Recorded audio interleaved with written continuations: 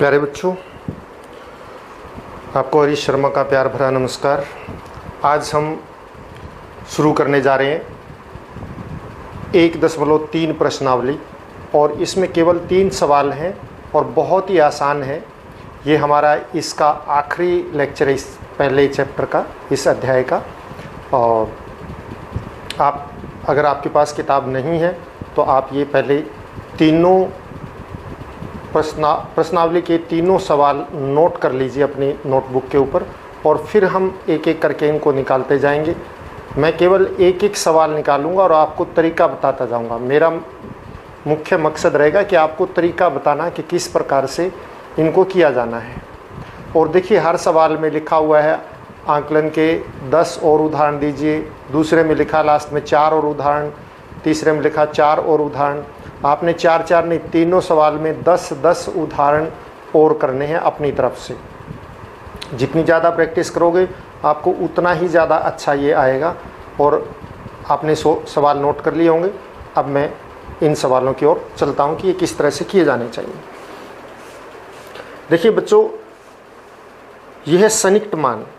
हम सवाल पूरा सीधा शुरू करने से पहले आपको बता देता हूँ सन्निकट मान। सन्निकट मान क्या होता है कि लगभग पूरा करना। मतलब जैसे 61 है तो 61 नहीं, सन्निकट मान उसके पास वाली ऐसी संख्या जिसमें या तो 60 है या 70 है या 50 है 40 है, पूरा जो दहाई का अंक उसमें, मतलब शून्य, इकाई का अंक शून्य रहे और दहाई का अंक कोई और हो सकता है, तो वो उसके नज़दीक, ये सन्निकट मान है। ताकि आपको किसी भी चीज़ की जोड़ घटा गुणा भाग आसान रहे और आसानी से उसको सिखाने के लिए सन्निकट मान किया जाता है। हम कहते हैं लगभग पूरा कर लो। जैसे भाई ये कहा जाए कि आप एक सामान लेने के लिए गए और उसने 61 रुपये मांगे, आपने कहा चलो 60 में काम चला लो, ये सन्निकट मान हो गया। मान लिया कि 69 रुपये थे तो उसने 70 काट लिए, सन्निकट मान हो गया। ऊपर कुछ पैसे हैं वो छोड़ दिए, सन्निकट मान है वो भी। तो इस तरह से सन्निकट मान कैसे होता है, देखिए हमारा टॉपिक है आज सन्निकट मान।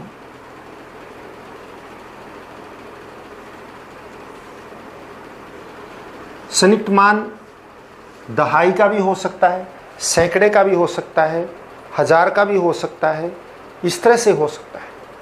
जैसे मान लिया आपको कहा जाए 21, दहाई में इसका सन्निकट मान क्या है, सन्निकट मान इसका बनेगा 20 के, ये देखिए ये 20 के पास है या 30 के पास है, क्योंकि 21 जो है 20 और 30 के बीच में आता है।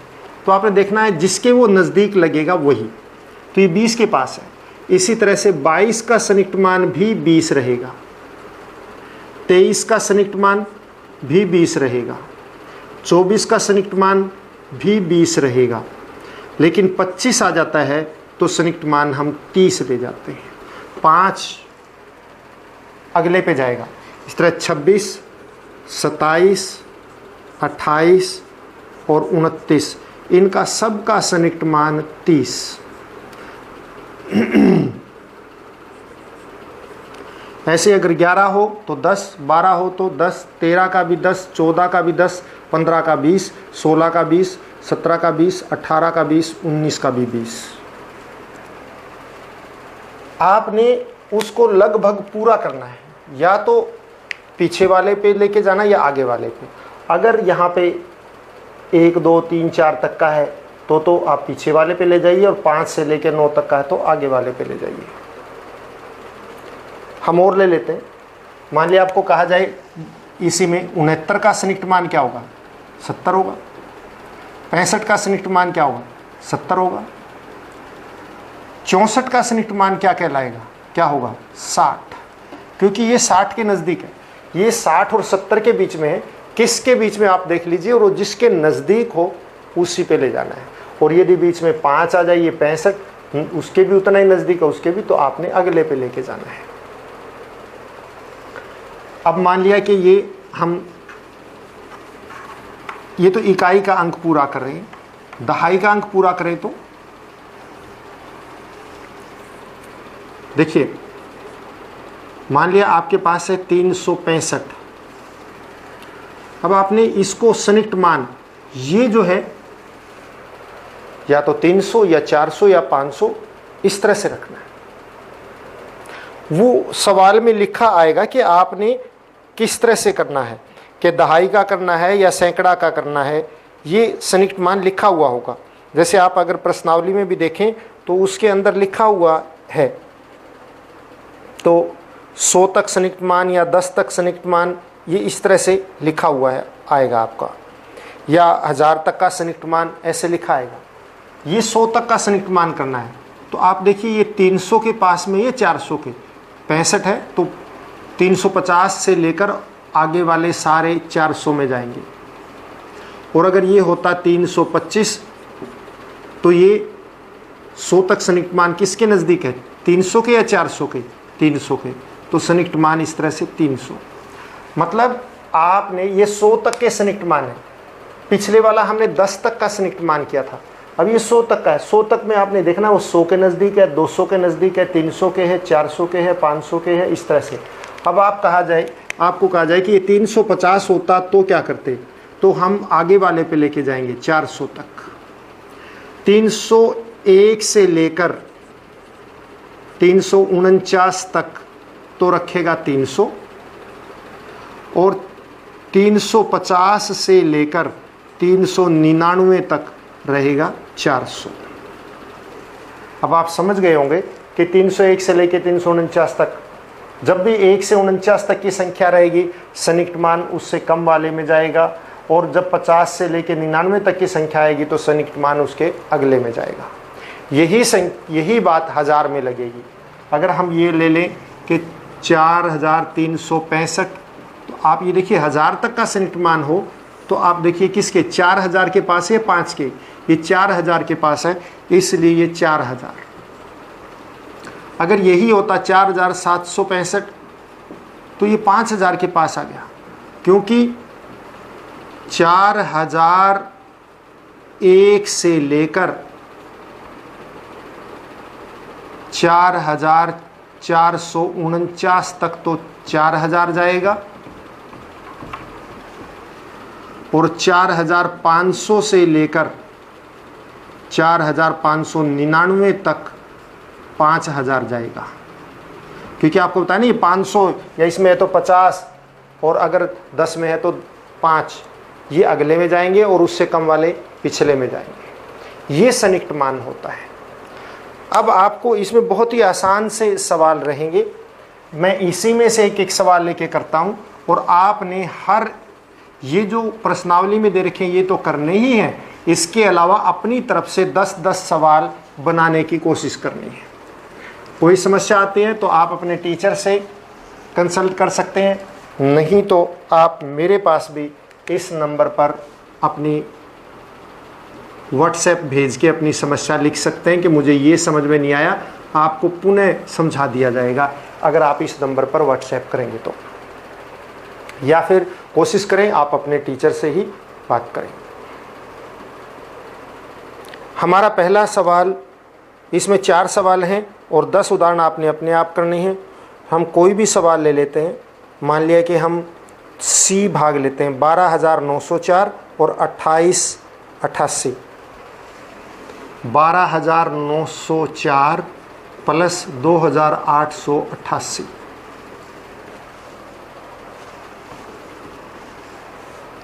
ऊपर लिखा है व्यापक नियम का प्रयोग करते हुए आप प्रत्येक में आकलन कीजिए। व्यापक नियम का प्रयोग यही करना है आपने देखिए कि इसको जो है आपने पूरा बना लेना है। संयुक्त का व्यापक नियम यह कि प्रत्येक गुणा को जाने वाली संख्या या जोड़ की जाने वाली संयुक्त मान करके और फिर उसको जो है आपने निकालना है।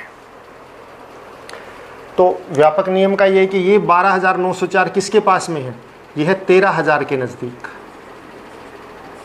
और ये किसके 3000 के नज़दीक है। आप जोड़ दीजिए कितना आ जाएगा, 13000 और 3000 16000 आ गया आपका। ये इसी तरह से आपने अपनी तरफ से बनाना है। आपने, मैं पहला सवाल ले लेता हूँ, बता सारे ही देता हूँ मैं। 730 को आपने 700 लेना है, 998 को आपने 1000 लेना है। अगले में 796 को 800 लेना है और 314 को आपने 300 लेना है। डी में 28,292 को आप 28,000 ले लीजिए और 21,496 को आप जो है 21,496 तो 21,000 ले लीजिए। तो इस तरह से आप इनको जोड़ने भी हैं और जिसको घटाना है उसको घटा दीजिए। अगले में भी इसी तरह से 100 तक संयुक्त मान लेना है। इन्होंने अगले में वो कर दिया 100 तक का। तो 100 तक के संयुक्त मान में आप कैसे करेंगे?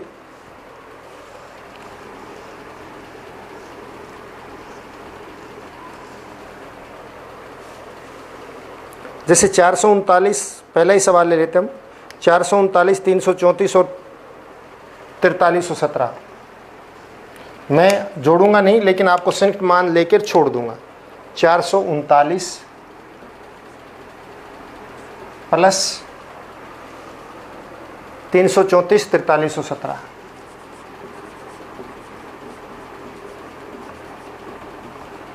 100 तक का संयुक्त मान लेना है।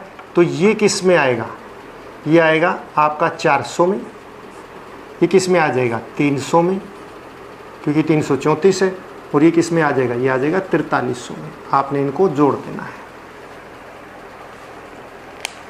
और इसी तरह से अगला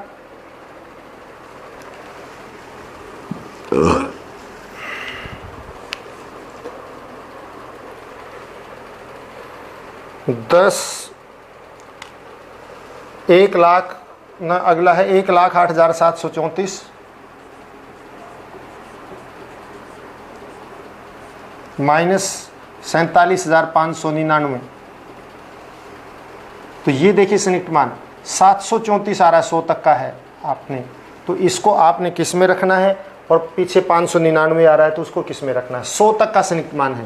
तो ये तो 1,08,700 बन जाएगा और ये बनेगा 47,600 हो जाएगा, क्योंकि ये 599 का 600 बनेगा। ये 34 है तो पिछले में जाएगा। इस तरह से आपने इसका संयुक्त मान करना है। तीसरे इसी में इस तरह से आपने 10 उदाहरण बनाने हैं अपनी तरफ से। पहले सवाल लिखना है इस तरह का, फिर उसका संयुक्त मान बनाना है, जोड़ घटा जो भी आप किसी को आधों को आप 5 जोड़ के कर लीजिए और 5 घटा के कर लीजिएगा।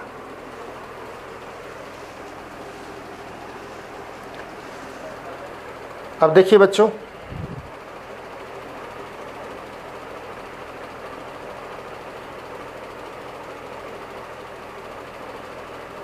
अगला सवाल आपका है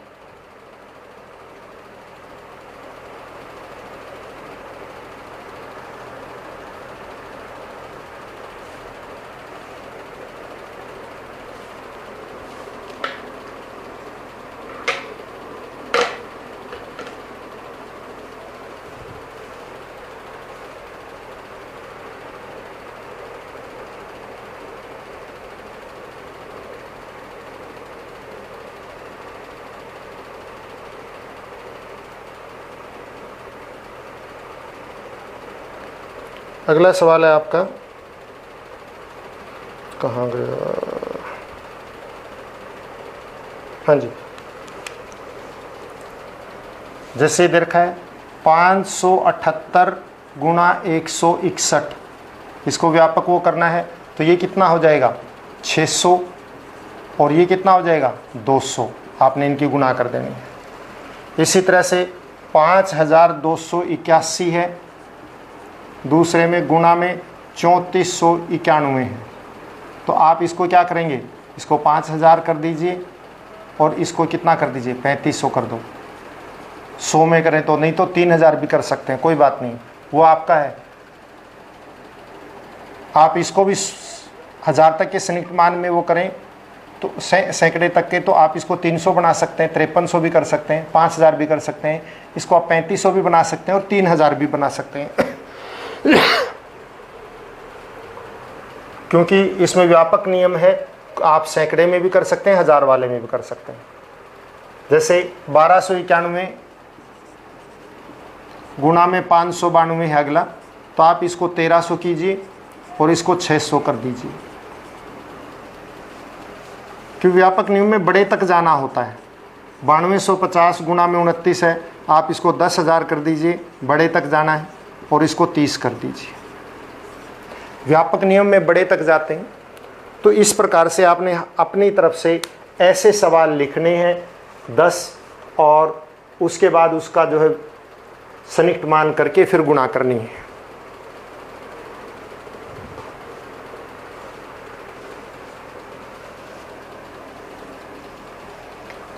अब देखिए इसके बाद भी थोड़ा सा हमारा और बचता है।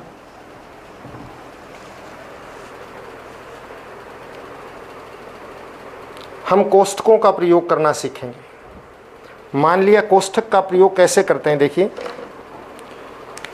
मान लिया कि आपको ये दे दिया जाए कि 5 गुना में 7 प्लस 6 गुना में 7। कोष्ठक का प्रयोग ऐसे करना है आपको, ये 5 भी 7 से गुना है और ये 6 भी 7 से गुना, और बीच में क्या है, प्लस है। ये दो इकट्ठे रखो, ये दो इकट्ठे रखो, बीच में प्लस आ गया।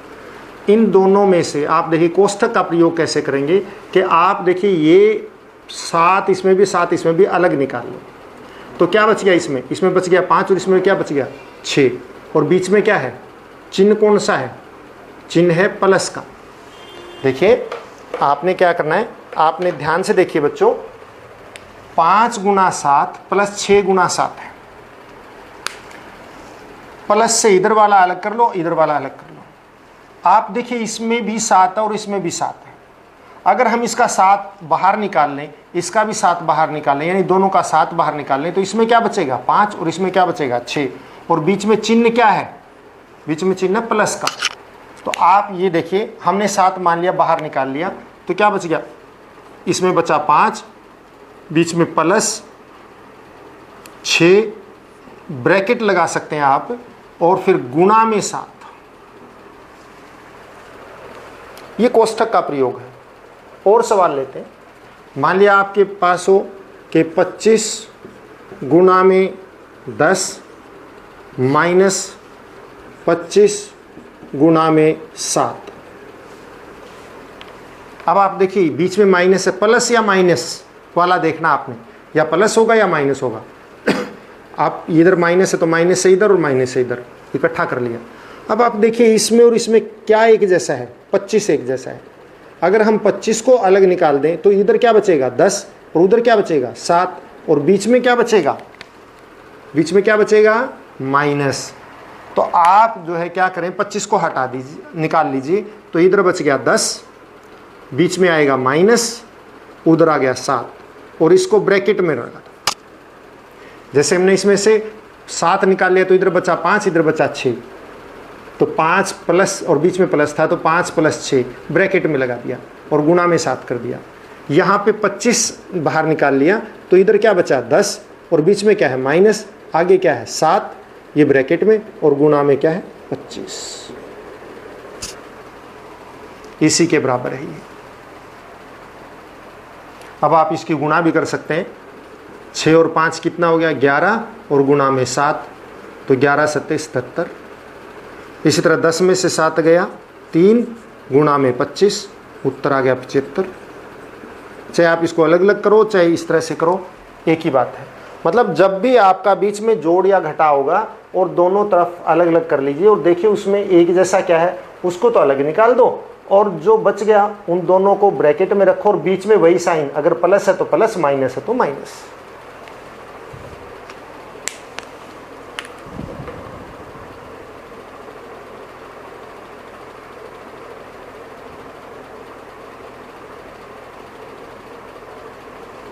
अब मान लिया आपको देखो गुणा करने का बड़ा आसान सा तरीका भी इसमें जो है, ये क्यों प्रयोग किया जाता है, ये हमारी आसानी के लिए है ताकि हमें समझने में आसानी रहे। मान लिया कि आपको गुणा करनी है, 8 गुना में 109 करना है, तो इसका एक तो तरीका है कि आप सीधी गुणा कीजिए, और दूसरा तरीका यह है कि 8 गुना में ब्रैकेट में 100 और प्लस 9 कर लो। 100 प्लस 9 109 हो गया ना। अब आपको पता है 8 की 100 से गुणा करना भी आसान है और 8 की 9 से गुणा करना भी आसान है, तो दोनों को अलग अलग गुणा कर दो।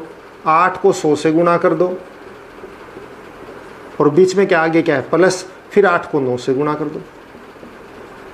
मतलब 8 को 109 की बजाय हमने क्या लिख दिया, 8 गुणा में 109 की बजाय 100 + 9, एक ही बात है।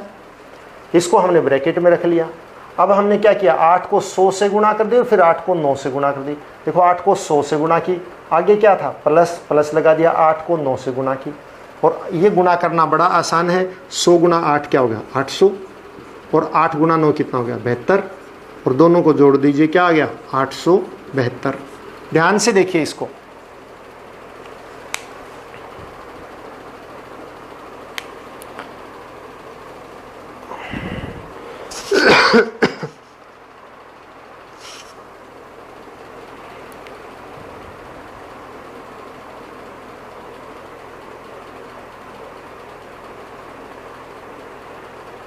अब मान लिया और भी हो सकता है, थोड़ा मुश्किल ले लेते हैं।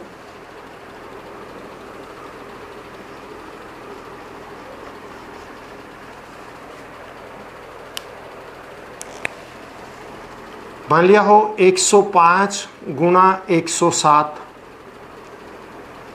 तो इसमें हम यूं भी तो कर सकते हैं 100 + 5 गुणा में 100 + 7, है ना,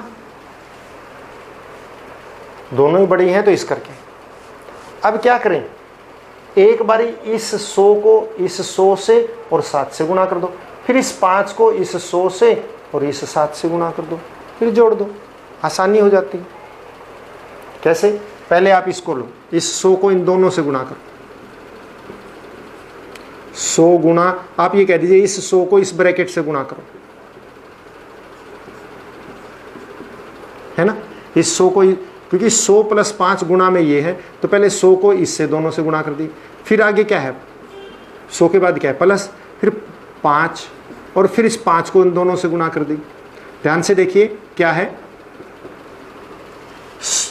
105 का हमने 100 + 5 बना दिया, आगे गुणा है 100 का, हमने 107 का हमने 100 गुणा 7, 100 + 7 बना दिया। अब 100 को इस ब्रैकेट से गुणा करो, कर दी, 100 गुणा में वही ब्रैकेट यूं का तू, आगे क्या 100 के बाद प्लस है तो हमने प्लस लगा दिया, फिर 5 की इस ब्रैकेट से गुणा कर दो, 5 की। अब आप इसको गुणा कर दो, कैसे हो जाएगी 100 गुणा 100 प्लस 100 गुणा 7, पहले कर चुके हम ये तो, और इसी तरह से प्लस 5 गुणा 100 और प्लस 5 गुणा में 7, ये हो गया ना, अलग अलग कर दिया, 100 को इससे गुणा कर दी, 100 से 100 को 7 से कर दी, फिर प्लस लगाया, फिर 5 को 100 से गुणा कर दी, आगे प्लस है प्लस लगा दिया, 5 को 7 से गुणा कर दी।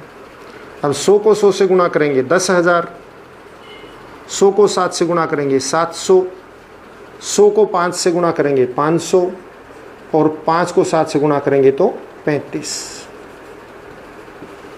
अब इन सबको जोड़ लीजिए आप और आपका उत्तर आ जाएगा। इसके अलावा आपको आना चाहिए रोमन पद्धति का। हम यहाँ पे रोमन पद्धति के बारे में सीखेंगे, और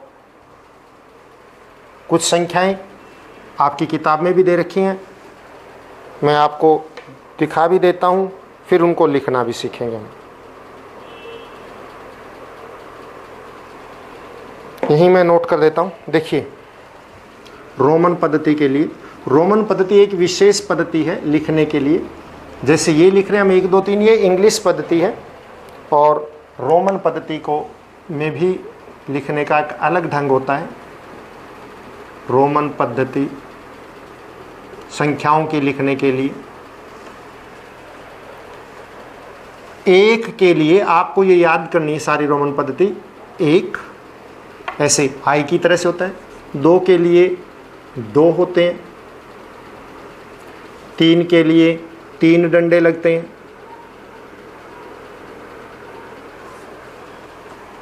ध्यान से देखिए, 1 के लिए 1, 2 के लिए 2, 3 के लिए 3, और 4 के लिए क्या है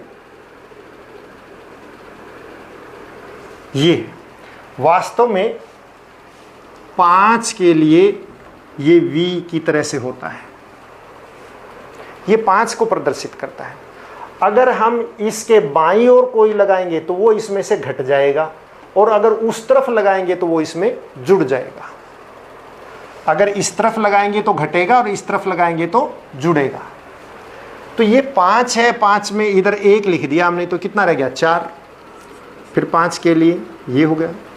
6 लिखे तो हम 5 में 1 जोड़ देंगे, इधर जुड़ता है ना, आपको बताया दूसरी तरफ जुड़ जाता है। 7 के लिए यहाँ पे 2 लगा दो, 5 और 2 7 हो गए। 8 के लिए 3 लगा दो। अब 9 के लिए 4 नहीं लगेगा।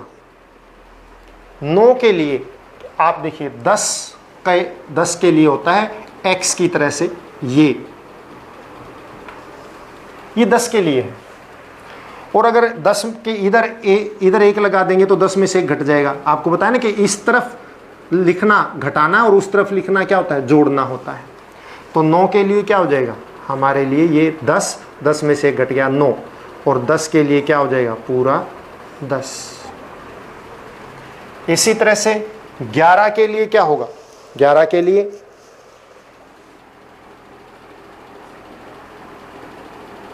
12 के लिए मैं 20 तक लिख देता हूँ। 13 के लिए वही 3 तक तो जाएगा।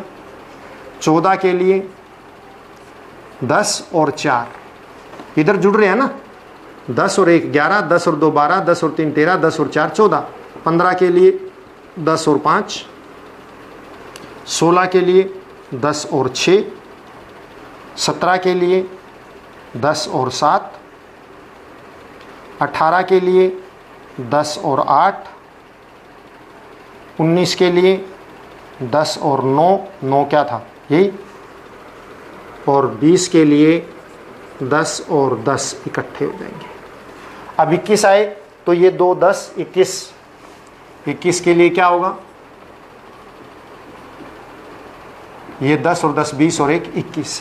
इस तरह से 22 23 24, 22 के लिए 2 लग जाएगा, 3 लग जाएगा, इस तरह से फिर 29 तक आ जाएगा। और फिर इसी तरह 30 के लिए 3 आ जाएंगे, 3x। अब आप देखिए 3 तक की कोई संख्या हम इकट्ठे ही लिख सकते हैं, आगे नहीं। अब आप देखिए इसमें 30 कैसे लिखेंगे, अगर इस तरह चलते चलते हम 30 पे पहुंच जाएंगे तो 30 हमारा ऐसे लिखा जाएगा। 3 तक तो हम इकट्ठा लिख सकते हैं। फिर 31 लिखेंगे तो 1, 32 लिखेंगे इसके आगे 2 लग जाएंगे, तो इस तरह 39 तक चलता रहेगा। तो 40 आएगा तो क्या होगा, 40 50 के हिसाब से लिखते हैं, और 50 को प्रदर्शित करने के लिए L होता है। 50 को प्रदर्शित करने के लिए क्या होता है, L होता है। और 40 क्या होगा, L में से 10 घटा देंगे, ये L, और इधर लिख दिया 10 तो क्या हो गया 50 माइनस 10 40 हो गया। 50 क्या होगा 50 L हो गया। 60 क्या होगा L और X हो जाएगा। आपको पता है ये होता है, क्योंकि 50 ये और उधर लिख दिया तो जुड़ गया, और इधर लिख दिया तो घट गया। और इसी तरह से 70 के लिए क्या होगा 2 बार X, 10 50 10 60 और 10 70। 80 के लिए क्या होगा 50 10 60 10 70 और 10 80। आपको बताया 3 एक ही जैसे 3 तक तो हम लिख सकते हैं, लेकिन 4 नहीं लिख सकते, तो इसलिए 90 नहीं, 90 में 100 का प्रयोग होगा, और 100 के लिए होता है C। तो 90 के लिए 100 माइनस 10 90 हो गया, और 100 के लिए C ये हो गया। आपने ये प्रमेय संख्याएं वो करनी है। अगर आपने मान लिया 31 करना है तो 1 लगाएंगे, 32 करना है 2 लगाएंगे, इस तरह से इसके आगे, यानी यहाँ 1 1 चल रहा है, 21 में 2 2 x चलेंगे, 30 31 से आगे 3 3 x चलेंगे, लेकिन उसके आगे 1 2 3 4 5 6 7 8 9 यही चलेगा।